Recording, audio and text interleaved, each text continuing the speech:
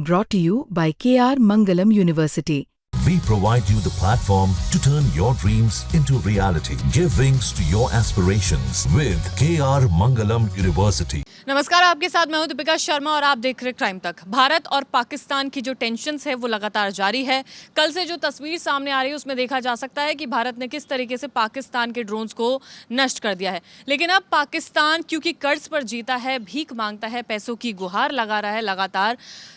तमाम जो तस्वीरें, तमाम जो रिपोर्ट सामने आ रही है उसमें यही है कि वो IMF के सामने और अब फिर से हाथ फैलाने वाला है, क्योंकि कोई भी देश हो, कैसा भी देश हो, जब जंग की स्थिति सामने आने वाली होती है तो इस तरीके में उसकी जो अर्थव्यवस्था होती है वो कहीं ना कहीं डगमगाने लगती है। और पाकिस्तान तो पहले से ही काफ़ी ज़्यादा डगमगाया हुआ है आर्थिक स्थिति के मामले में। तो अब क्या सिचुएशन बन सकती है, किस तरीके से वो अपने सैन्य स्थिति को और ज़्यादा मजबूत कर सकता है, क्या उसे कोई आर्थिक मदद मिलेगी भी या नहीं? देखिए, आर्थिक मदद तब मिलती है कि आप कोई गरीब देश हो, छोटे देश हो और आपके ऊपर किसी ने अटैक कर दिया। रशिया यूक्रेन की बात कर लेते हैं। रशिया यूक्रेन में जंग किस चीज़ को लेकर थी? ज़मीन को लेकर थी। एक लैंड एरिया था कि जो रशिया कह रहा था कि ये हमारा है और यूक्रेन कह रहा था हमारा है। भारत ने ऐसी कोई जंग नहीं छेड़ी, बिल्कुल नहीं। भारत ने एक ऑपरेशंस किया। ऑपरेशन किसके खिलाफ? आतंकियों के खिलाफ और आतंकवादियों के खिलाफ, और वो भी उन आतंकियों के खिलाफ जिसे इंटरनेशनल लेवल पर माना गया कि वो आतंकी है। पहली चीज़ तो हमने कोई जंग नहीं छेड़ी है। आप अगर UN में जाओगे या आप IMF में आज ये जाने वाले, आप जाओगे, आप वहाँ क्या बताओगे? आप कहोगे कि भारत ने हमारे साथ जंग छेड़ी है। भारत ने तो जंग छेड़ी ही नहीं। पहला मिसाइल कहाँ से आया? पहला ड्रोन्स कहाँ से आया? पहला ड्रोन्स वहाँ से आया। हमने ऑपरेशन किया। हमारा कोई मकसद, हमेशा जंग का मकसद होता है, हमारा कोई मकसद नहीं था।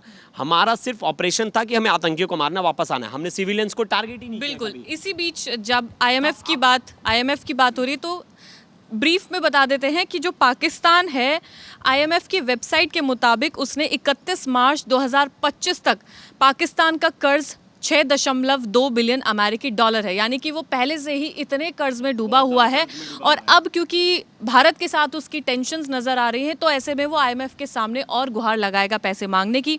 IMF के अनुसार 1950 में सदस्य बनने के बाद से इस्लामाबाद ने 25 बार कर्ज लिया है। यानी कि 75 साल तक उसने 25 बार कर्ज लिया है। ये अपने आप में बहुत बड़ी बात है कि वो हमेशा कर्ज मांगता रहता है और अभी भी उसकी यही डिमांड है। और आज जो IMF की मीटिंग होने वाली है उसमें भी काफ़ी कुछ हो सकता है।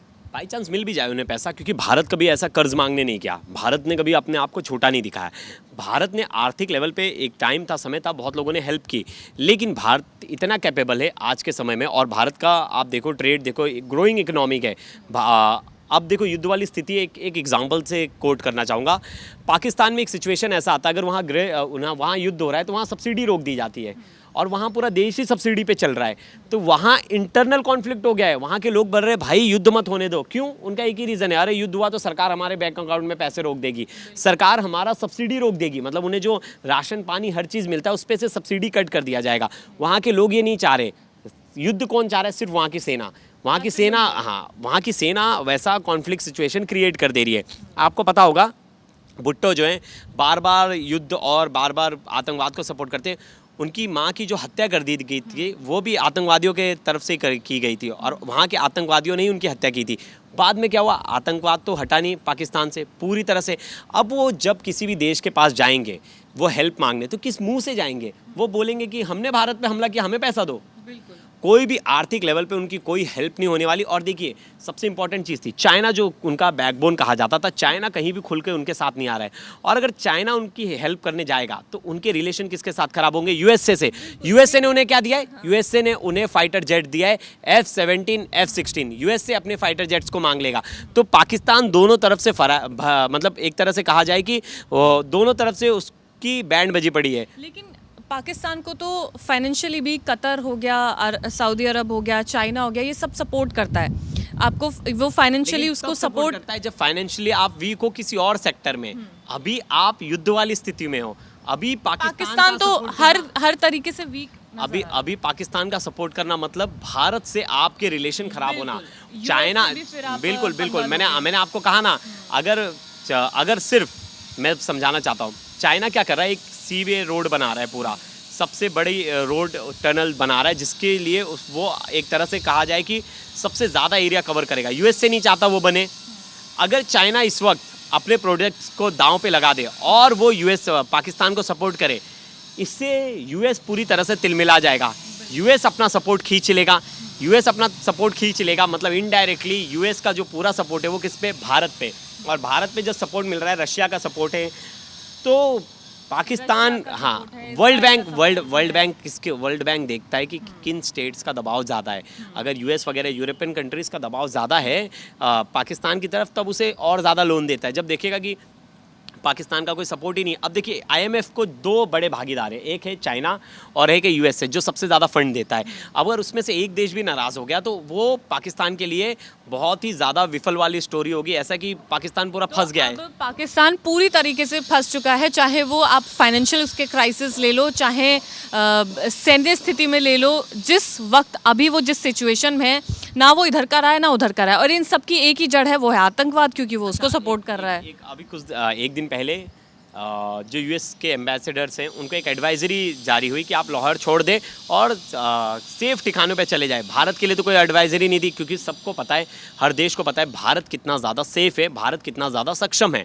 वहीं बात आती है कि जितने भी इंटरनेशनल ट्रेडर्स हैं जो हमारे यहाँ हैं वो भारत छोड़ के नहीं भाग रहे, लेकिन जो पाकिस्तान में वो छोड़कर भाग रहे हैं। पाकिस्तान का शेयर मार्केट इतना जल्दी गिरा कि उसे उठने में अब 2 से 3 महीने लग जाएंगे स्टेबल होने में। तो सोचिए, एक दिन की लड़ाई ने, वो भी पूरी तरह से हम कह भी नहीं सकते कि लड़ाई है, सिर्फ मतलब एक कह सकते हैं ना स्टार्टर भी नहीं है, मतलब अभी तो सिर्फ रसना दिया गया है पीने के लिए। मतलब क्योंकि पाकिस्तान ये दिखाना चाह रहा था कि जब भारत और पाकिस्तान का बात आती है, चाहे वो स्पोर्ट्स हो, चाहे वो कंट्री का जंग की तरह हम देख ले, तो वो ये कोशिश करता है कि वो भारत से कहीं ना कहीं आगे बढ़ने की कोशिश करे, जिसमें वो हमेशा विफल होता है। और ना वो जानबूझ के भी लड़ाई करता है, इसलिए देखिए बहुत बार ऐसे कहा जाता है ना कि आपका दुश्मन कितना बड़ा ताकतवर है, इससे आपकी पहचान होती है।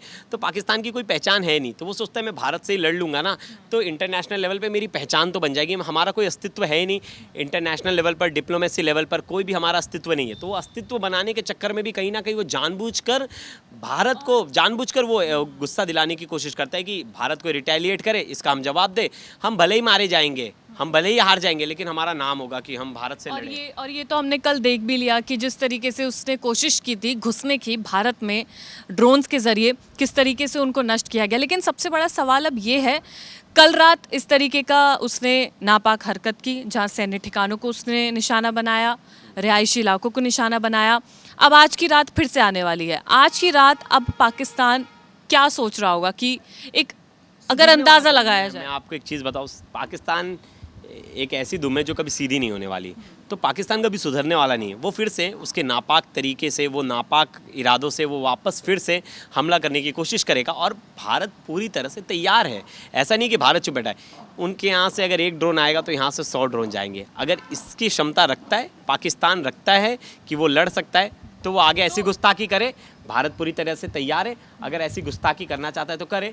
और अगर अभी भी मौका है, अभी अगर वो शांत बैठता है और अपने यहाँ के आतंकवाद पे ध्यान दे, अपने यहाँ के आतंकवाद को ख़त्म करे, तो शायद उसकी हेल्प भारत भी करे। बिल्कुल। तो जो उसके 21 ठिकाने लोकेट किए गए थे, अगर वो उन पर काम करता, उनको पनाह ना देता, तो शायद ये दिन आता ही नहीं। लेकिन जितने भी भारतीय हैं, जैसे कि कल इतने डाउट्स आ रहे थे कि अब क्या होगा, किस तरीके से, क्या यहाँ पे भी रॉकेट्स दाग दिए जाएंगे, क्या ड्रोन्स जाएंगे, तो ऐसा कुछ भी नहीं होने वाला है, क्योंकि भारत अपने आप में इतना सक्षम है, उसका एयर डिफेंस सिस्टम इतना स्ट्रांग है। वो कल ही हमने देख लिया, तो उसके लिए और सबूत देने की कोई ज़रूरत नहीं है। और जो पाकिस्तान में देखा गया है, जो तस्वीरें सामने आई हैं, जो वहाँ पर ड्रोन्स देखे गए हैं, जो नष्ट किए गए हैं, तो उनसे साबित होता है कि उसका जो डिफेंस सिस्टम है वो कितना ज़्यादा फेल हो चुका है और हमारा कितना स्ट्रांग है। तो आज भी जो लोग हैं जो सोच रहे होंगे, मैं बोल रहा हूँ पाकिस्तान को भीख मांगना है तो बाहर के देशों से क्यों भीख मांग रहा है, हमसे ही भीख मांग ले, हम दे देंगे।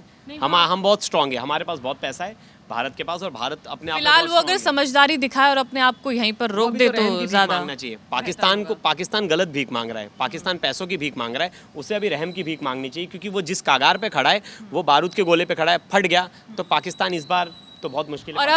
और अब ये भी नहीं नज़र आ रहा है कि उसे किसी दूसरे देश का भी समर्थन मिलेगा, क्योंकि जितनी भी कंट्रीज़ हैं वो अब भारत के समर्थन में है, क्योंकि भारत ने सिर्फ टेररिस्ट को टारगेट किया था और पाकिस्तान ने वही जो ओछी हरकत की है, जो उसने रिहायशी इलाकों को निशाना बनाया, तो जाहिर सी बात है बाकी के तमाम देश उसके खिलाफ हैं। हालांकि इस पर जो अपडेट्स आती रहेंगी लगातार, क्राइम तक आपको देता रहेगा। फिलहाल इतना ही, धन्यवाद।